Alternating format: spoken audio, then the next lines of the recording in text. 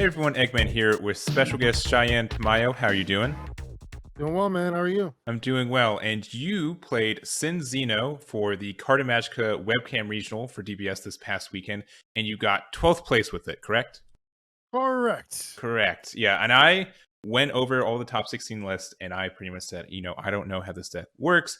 And if you'd reach out to me, that was great. And you totally did. So I really do appreciate it. I hope a lot of other people do too. This is kind of like probably the most text-based archetypes that we have right now. And when this was first released, it kind of turned me off just because it was mill, and it's just kind of I just didn't really like the idea of it. And I think a lot of people kind of shied away from it, but it still has a lot of support. I think it has a lot of good cards, and also probably that surprise factor because not a lot of people kind of understand what this deck does.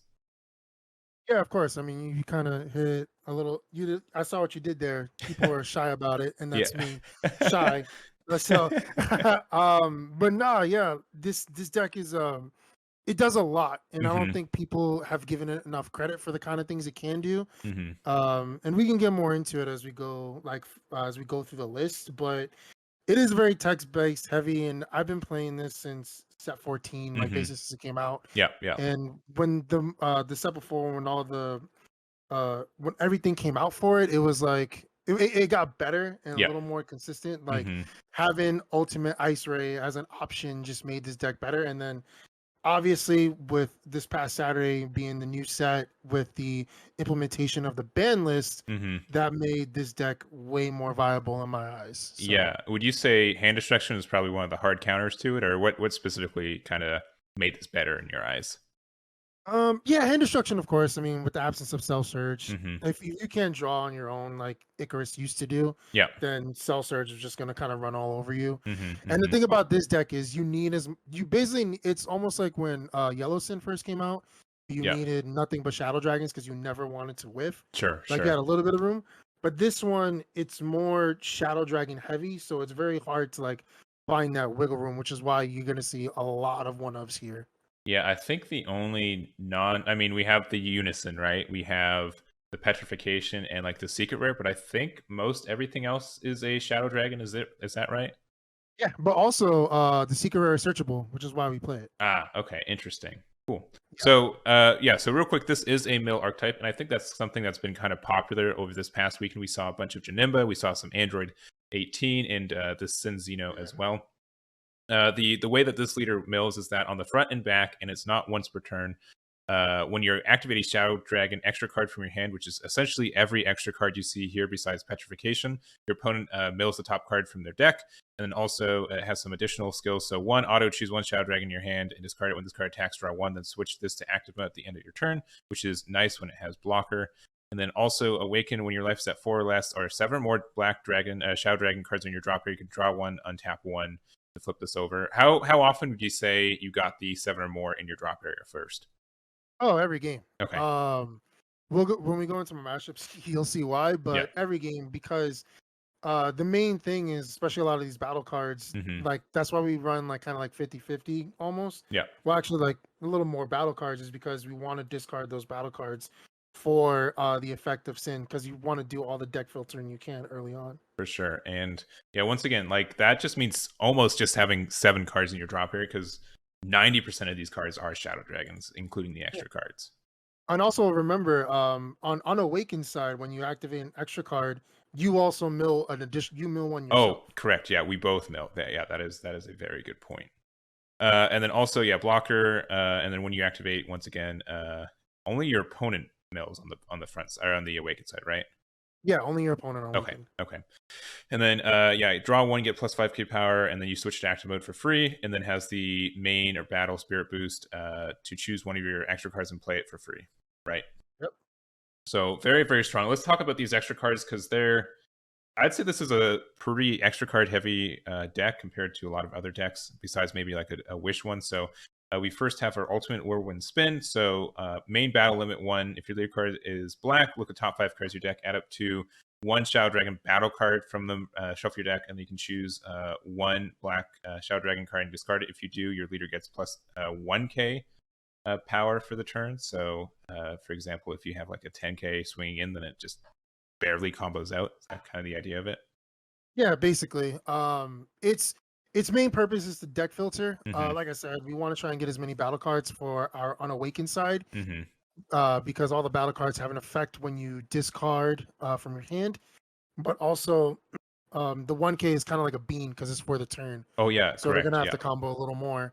Yeah. And also, that's how your secret rare is searchable because you can Mm-hmm. search it through Ultimate Whirlwind Spin. Yeah. Our next extra card is Ultimate Dark Dragon Slaying Bullet. So counterplay, if your opponent is playing a unison, they either remove two markers. Remove a marker for every two cards in their drop area and warp, or place in their drop area. So I would assume mostly by like turn 3 or turn 4 when people are playing like their big unisons. This would This puts it in the drop most of the time, I'm guessing, right? Kind of yes and not really, because a lot of people want to keep their unisons. Mm-hmm. The main thing I used it for was for the activate main battle, which all the extra cards have. You could do activate main or battle. Mm-hmm. Is just remove one of their battle cards with less than the number of cards in the drop area and send it to the warp. Because I mean, one of the things when it comes to a control deck is you want to control their board as much as possible, and this is just one of the ways that we can do it. Also, it's another mill that's available to us, so we can just keep that train rolling. Yeah, and now I just read the first half of this card and stopped. So, but yeah. So, are you saying most of these have this exact same main battle, or they all have a main battle?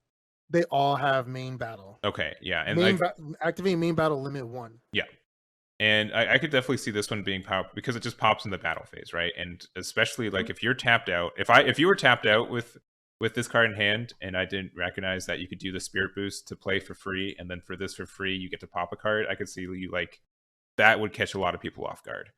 Yeah, it definitely does. Especially if it's the only battle card in there that they're attacking with, so it's super helpful. Yeah, I can definitely see that. So, all right, Ultimate Dragon Quake. So the same main battle limit 1. If your leader card is a Shadow Dragon card, choose up to one of your opponent's battle cards with anchor cost greater than their current energy and send it to the owner's warp. At the end of the turn, play any card since the warp to the owner's barriers if their skill is negated for the turn. If your opponent has 15 or fewer cards in their deck, place them at the battle. So this is kind of like a what is it? The foo card. It just pops something for 1, and then you can have like the additional pop if you have even middle enough, right? Well, this one only pops 1. Yes. So this one is honestly more surprising than Dragon Slaying Bullet for a lot of people, because they usually don't see it coming. Like they'll see me, I'm tapped out or I have 1 energy, so they think Oceanus isn't coming. Sure. And they'll swing with a big body, like for instance, the 8-drop yellow Goku. Oh yeah.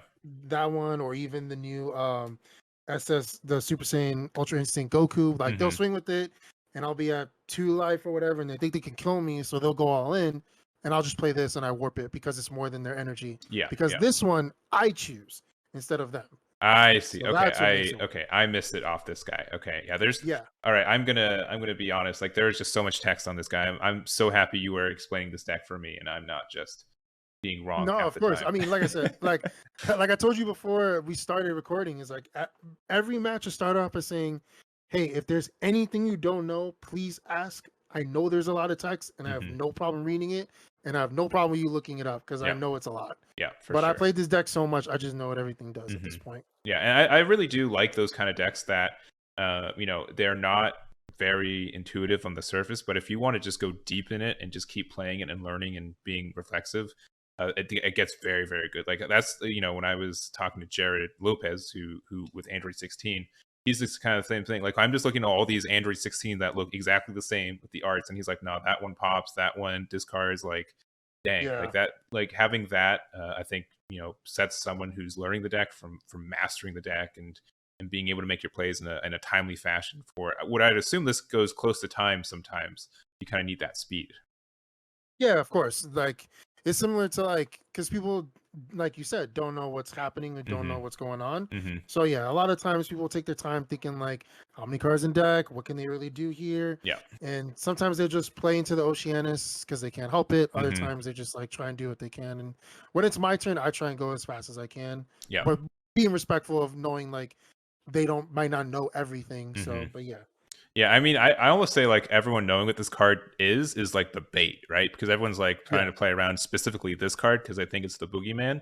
But this is just like the boogeyman for other decks that can run it, right? Like you have so many other kind of options that people aren't aware of.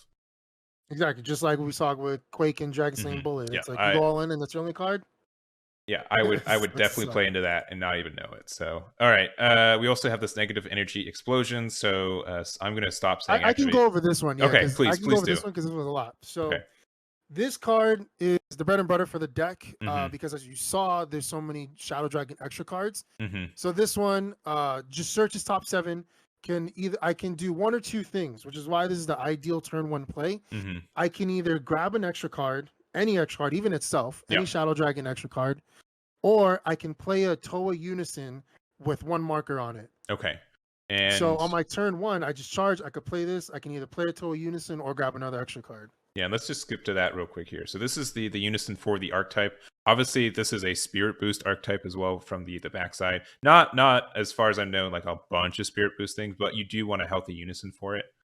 And so, yeah, when your leader activates a blocker skill, you can place top card from your deck, place top into your drop pair, then you add a marker to this.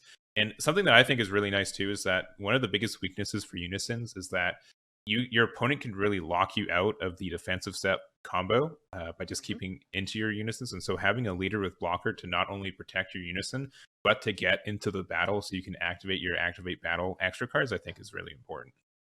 Yeah, it definitely is for this because people want to tag into my Unison all day long and get rid of it because they're scared of not only the +1 but the -7 because the -7 is very similar to Yellow Sins except it's on the Unison instead of leader, where you -7 and you just play 7 black Shadow Dragons with different character names in your hand or drop. And people will get scared of that, but it's like, yeah, but I'm not trying to do that. Yeah. And the +1 was super clutch all weekend because it allows me to kind of filter my deck a little bit, but also refill it with my extra cards. Yeah. So a lot of important extra cards that you see like 2 ofs or whatever, those ones I can play it to because of this card. Yeah. It allows me to do that. And yeah, like I said, like you mentioned, the leader having blocker allows me to just do all kinds of shenanigans that'll just like either end people's turns or just allow me to thin my deck even more. And I can we will talk about matchups later, but my intuition is that like something like this, like being able to refill your own deck, is something that most other mill decks don't really have the ability to do as much. And so being able to have that potential to say, oh, you can't mill me out, helps. I can't imagine what the mirror of this is. That sounds and it's up to 3, so I'm always putting back 3, which is amazing. Yeah, unless you want, and once you're awakened, right? I'd assume like before awakening. Once you awaken. Yeah, okay. We also do have this ultimate minus energy Powerball. So this is counterattack if your leader card's mono black. Choose up to one of your opponent's battle cards with 15k power or less, ignoring Barrier, and send it to their owner's warp. I would additionally play into this card all day, not knowing that that this archetype just has a barrier popper with 15 power or less, and it's free if you have a Unison play, right? Yep. Yeah, and it's that, and it's also combo power too. Yeah, it's also not restricted to the archetype, which is super weird. I would almost think other black decks might want to tech this in as like a 1 or 2 of. But yeah, it also is kind of like one of the like attack rares where you can choose up to one of your black leader cards or battle cards gets plus 15k to the end of battle or end of turn. So it's interesting how that kind of works, but I guess it makes sense because they also do activate main. Yes. So it makes sense. Yeah, the wording's really clunky. But yeah, if you activate main and then you just don't battle again, like what happens, right? So it just falls off. Yeah. All right, so we also have a single ultimate flame shot. So once again, I'm going to stop mentioning this. You can place 1 card from your life into your drop area, place the top card of your opponent's deck into the drop area, and your leader card doesn't take damage from your opponent's attacks until the end of the battle. So, or the end of the next turn, whatever comes first, because once again, it is main or battle. So obviously, like if your opponent has like a big old double strike all the way in, you got 2 life, and they think they're fine, you can just use this to prevent the damage, prevent one of the damage. Yeah, it's basically Sin's brainwash no more. And the important thing is the fact that you also mill another one. So all the 2 costs Shadow Dragon cards make your opponent mill an additional one aside from your leader's effect. Yeah, so they're all essentially mill 2, which are, I mean, the amount of energy you're putting into these extra cards equates to how much you're milling, essentially, right? So yeah. I mean, unless you're playing like I did and frustrated people and just spear boosted to play them, so I paid nothing for them. That's fair. That's fair. All right, we do have Ultimate Dragon Tackle as well. So if your opponent has a Unison card in play, your opponent places the top card of their deck in the drop area. Your opponent may choose one of their Unison cards, remove 2 markers from it. If they don't, draw 1, then choose one of your opponent's battle cards, send it to the owner's warp. Yeah, that's a big choice. So it's a big choice. Yeah, would you say, how many times would you think you can activate this in an advantaged position, right? Because I mean, no matter what, it pops something, right? If it's something small, then you obviously, if something small is on the board, you don't want to pop it. But I think this does have a lot of pension. I think the interesting thing about this archetype in general too is that it does have like some interactions with your opponent's Unison that more archetypes normally don't have. Yeah, so the good thing about this leader and this card specifically is that once, especially now, like a format aside from like yellow, for the most part, everyone's playing Unisons. Yeah, and Unisons are very important right now in the meta. So when they play them, it's like they think they're in an advantage position because they can swing at me with another card easily. Yeah, but no, because now you're in danger of milling 2, possibly 3, and with another card. But this card is just so good, and then it's another way to control the board, as I mentioned earlier, because a lot of Unisons, if they're not 15, they're 20Ks. Yeah. And my leader, which you forgot to mention, is when it attacks on Awakened side, it gains +5. So it's a 20K body when it swings, and then also you're either minusing 2 or you're warping something. And if you warp something, I draw a card, so I gain more advantage that way. This card, honestly, like there isn't. The only negative to it is that they have to have a Unison. Yeah.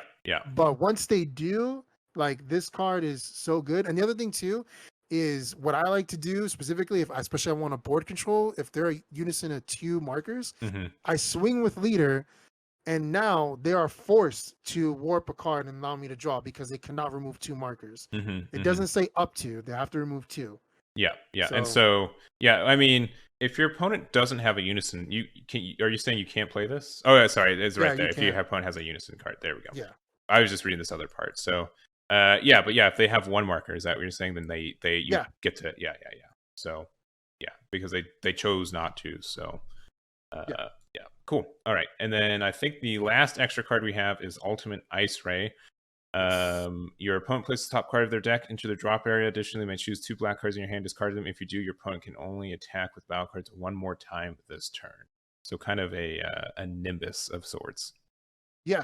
So this one, I love this card. This is one of the cards that made this deck a lot more viable against aggro decks, because aggro decks was also a hard thing too. If you didn't have Oceanus, it became tough. So what you essentially do is you never really neg with this card, ideally when you play it, because when you discard 2 black cards in your hand, ideally there'll be 2 of the Shadow Dragon battle cards, and both of them will allow you to check the top card of your deck, and most likely it's a Shadow Dragon, and then you just add it to hand. Okay, yeah. We'll go over the battle cards after this, but I did see like most of them do have the lengthy way to explain. If you have a Black Shadow Dragon leader, you get discarded by a Black Shadow Dragon card, then you get to look for a Black Shadow Dragon. So I think do most of those have that effect? I think the only one that doesn't is, I think, the 1-drop Naturon, I believe. I know his wording's a little fun. Oh no, his is when he's played, but you can still discard.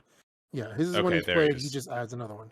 Yeah, I think like if this just had like a lot of ways to, you can look through the if there was like a shorthand, I think a lot more people would be on board for this deck. Yeah.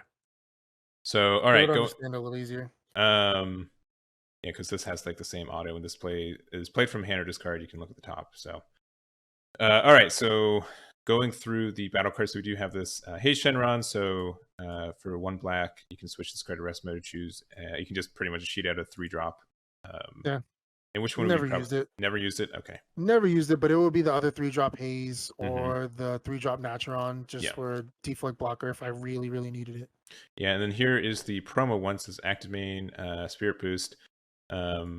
if your leader card is a Shadow Dragon, choose up to one Shadow Dragon extra card and activate its main. So this is, I mean, just like another proc of your leader on a 1-drop, right? Exactly. Okay. Would you say he was? I mean, he doesn't have any protection, but do you say 2's the right ratio there? Or? Two's the right ratio, just because you want to see him, and just because, as I mentioned earlier, you want to scare your opponent with the -7 unison. Yeah. So, like, that's just another card you could bring out. Do you have? Well, maybe we'll see it. Do we have any ways to add additional markers to this too, or just you can +1 and also use the blocker skill for this? Yeah, just the +1 in the blocker. Okay. Or would you say there'd be any other potential unisons for the archetype that help you out, or do you think just 4 of Toe has just been fine for you? 4 Toe is fine for me because it feels bad when you check the top card of your deck with one of the battle cards and it's either a Toe or the Petrification. Out of the 5 out of 56 cards, it feels bad. Yeah, I get you. All right, super combo, barking, and then you can also this is one of the unison super combos you can put under your unison. Yeah, but I never use it, so that's why I forgot about it. Yeah. But also, you skipped over the 1-drop pig. Oh, that one I wanted to bring up too, cool. Because it allows you to recur a Shadow Dragon battle card from your drop. Okay, so yeah. A lot of times, what I would do is on my opponent's turn, I would ultimate Dragon Tackle, and then I would Natron to bring it back, and then play it again. All right. Well, I mean, it's even thematic. He's on the cards, so of course you got to bring him back with. Well, yeah. So, but this can get any of the extra cards just by card casting. Just for playing it. Yeah. All right. We do have the Hey Shenron negative energy, so crit blocker has the same. And then when this card attacks, choose up to one of your opponent's back cards, send it to the owner's warp, and switch this card to active mode at the end of the turn. That is kind of nice. I mean, that's a whole bunch of value. I mean, obviously 3 is a little expensive for this deck because it's only an untap 1, draw 1. But that's why we play the 1-drop to cheat it out. Yes. Okay. That makes sense there. And then we have the Shenron Power of Darkness. So limit 1. When you spark, if you use Spirit Boost, you can play this from your hand and you mill your opponent, and then the same auto for everything else. Double strike. I'm guessing was this just kind of putting pressure on your opponent? I'm guessing this was really good at removing unisons as well. Yeah, basically, it was just another option to remove unisons, and on play. It mills 1 too, so it's just another tap 1 mill 1. But yeah, it's just another pressure for unisons. We also have the Natron Shenron. So this card's played from your hand. Choose one of your opponent's battle cards, any cost 5 or less, in their battle or drop it. Place it underneath this card. You can add a keyword skill. Oh, did you? You can get Victory Strike with this, yeah?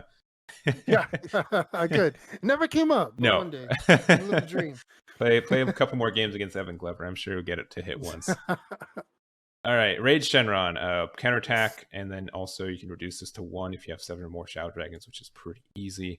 Blocker, and then everything else. So kind of like an archetype like counter blocker. So I guess technically you could get the new one from the new set, but I know that kind of clogs you from getting the top deck with all these.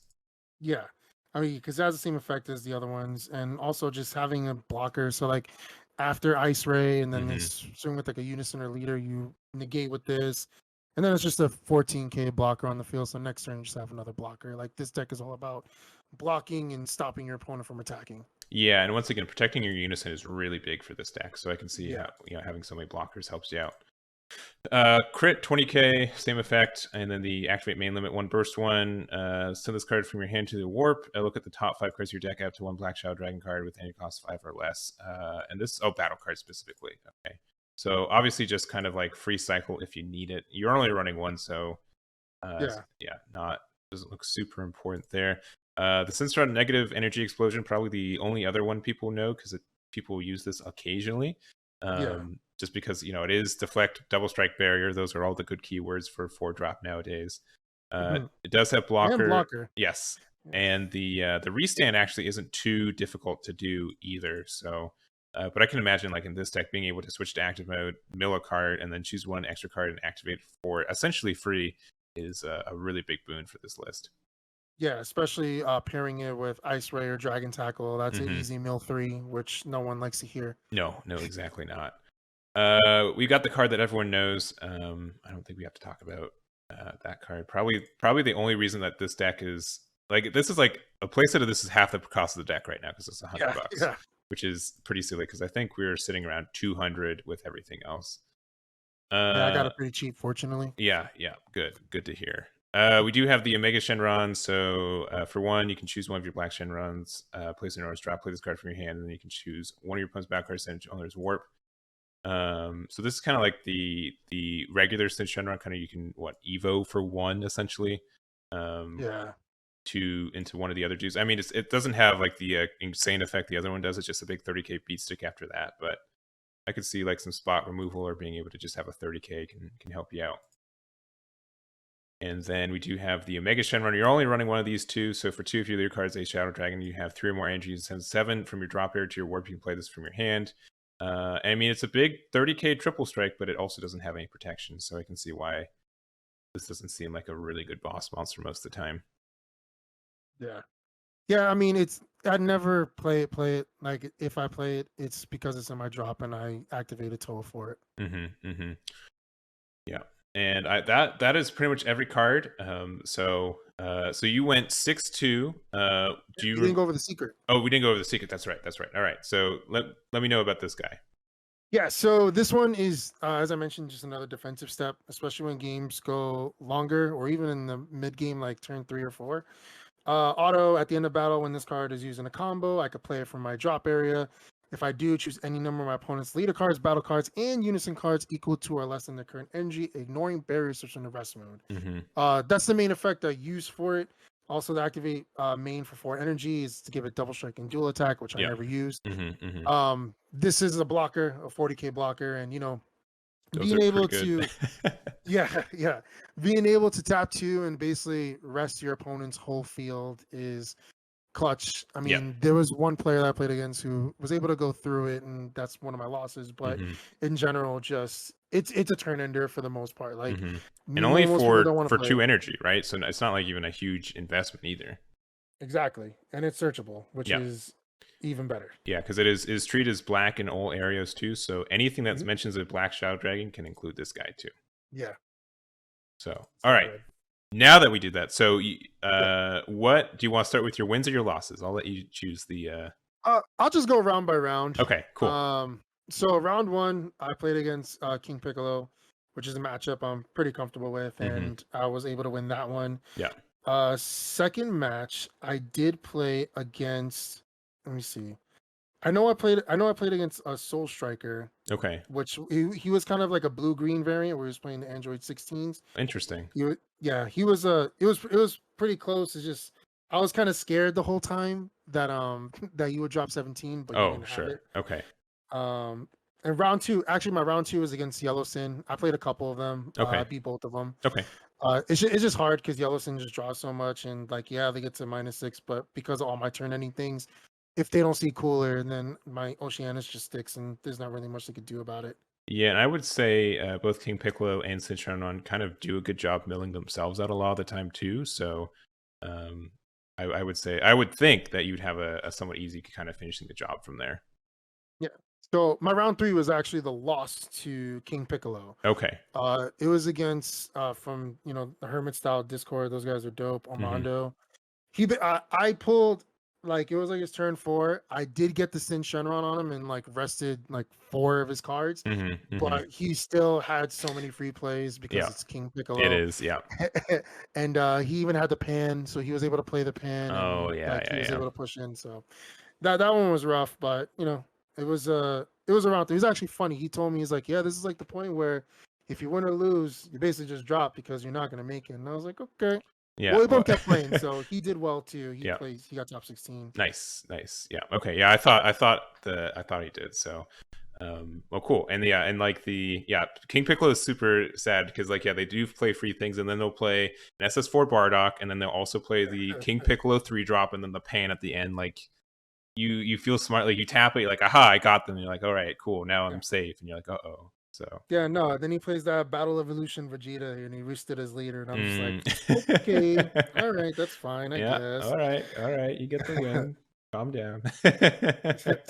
So then I played the UG Soul Striker. Okay. And then here's where my day got interesting.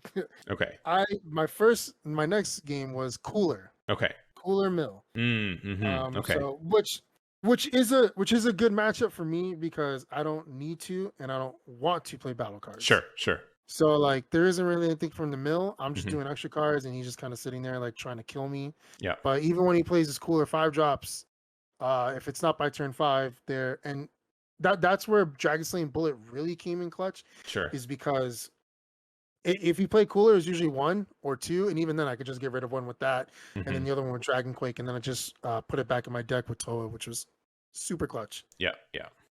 And then my next and last 2 rounds were against Janemba. Okay. Out of all decks, yes, of course. I beat the first one. Yeah. I beat the first one. They didn't see their Janemba Unison. Shout out to him; he's a really nice guy, but he didn't see his Janemba Unison. And I was just able to match his mill with my mill. And there wasn't really much he could do. Sure. The second one came really close. It came down to a 1-card difference. So what happened is it was like one of the last turns. He had 3 cards left in deck. I had 6. Okay. And I was like, oh, okay, there's nothing he could really do. And he had 5 cards. Sorry. Okay.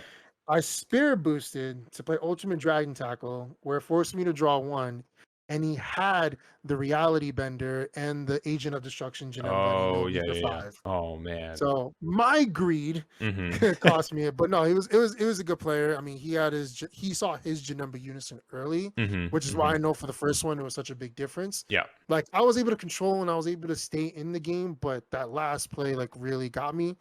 But yeah, no, definitely another great player. Shout out to him, dude. Lexus, I believe his name was. Yeah. I think he got 7th or so. Yeah, he got 7th. Yeah. So, I mean, at least we both topped. That's a cool thing because then fighting all day to then not would have been super sad. Yeah.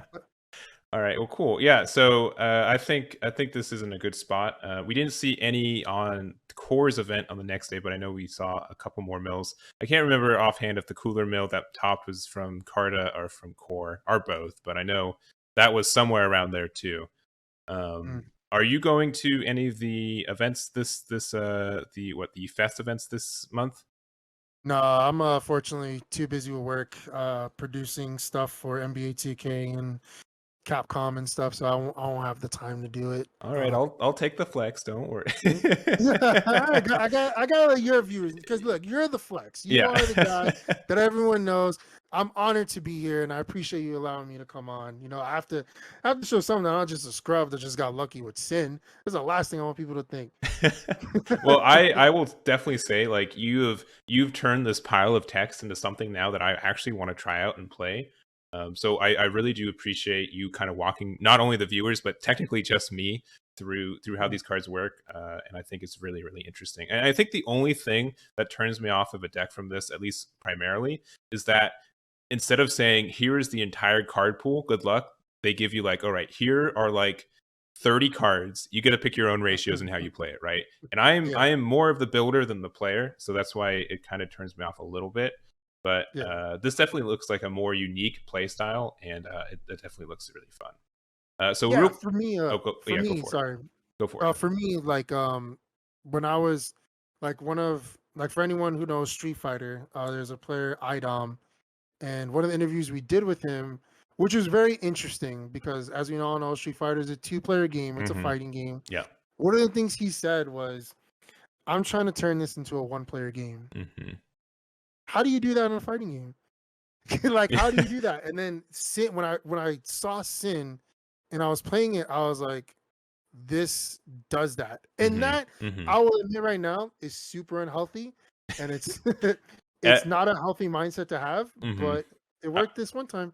Yeah, I mean, on the flip side of Mill, I play a lot of hand destruction because it literally becomes a 1-person game of like, all right, they have 3 cards in hand, and if they have no cards in hand, then I can just do whatever I want. So, I think there's that balance, and obviously hand destruction got hit, and so all the Mill players came out of the shadows and like, aha, here's my chance to get my regional invite for this year. So, All right. Last question though. If you were playing in a best of one format with pre-siding, anything you would think to add in this list? Once again, I would think that siding kind of hurts this deck because you don't have as big of a card pool as a lot of other decks, and getting outside of your card pool hurts your consistency a little bit. But I wanted to hear what you had to say.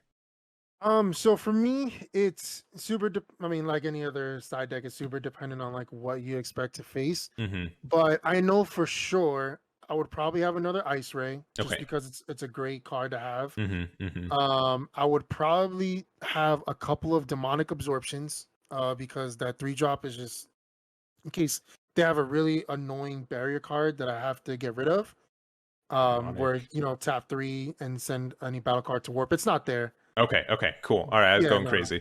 No, it's not there. Yeah. There's so many demons on the screen. It was either going to be that the Demonic Absorption is one where Gotenks is about to get absorbed by. Okay. Yeah. Okay. Yeah. And like it was either that or Petrification, but I just like Petrification a lot. Yeah. So I just went with that one.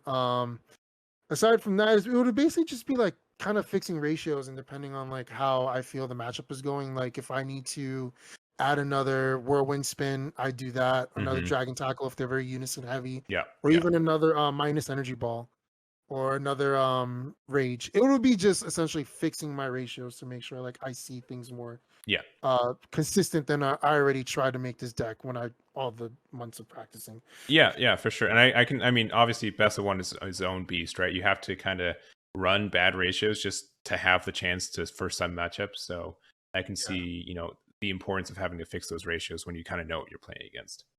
Yeah. So, all right. Well, I think that's it for you. We've been talking for over 30 minutes, if you can believe it or not. It's been super fun. Once again, thank you very much. Check out Shayan's channel, Team Nimbus, as well. You have your own deck profile, and I think you're putting some more content up there too. So once again, I really do appreciate you coming on this channel and talking about this way better than I ever could. So any shout outs from you before we head out? Man, well, shout out to my team. Thank you for shouting them out in the channel. And link will be in the description as well for people. So please check them out. Yes, sir. For dealing with me in the mills, and to my locals, my local shop, King Fandom. If you're in LA area in the Valley, I know Core's a little down south, but if you're a little more north, check out King Fandom. Great shop. We have Funko Pops and all the other card games as well. If you want to check us out, King Fandom is our sponsor. And yeah, man, shout out to you, man. Thank you so much for doing so much for the community.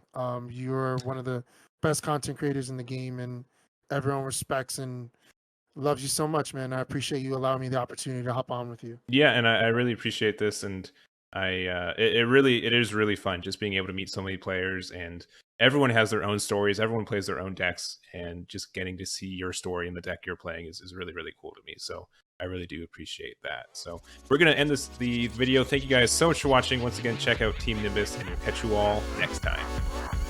Damn it.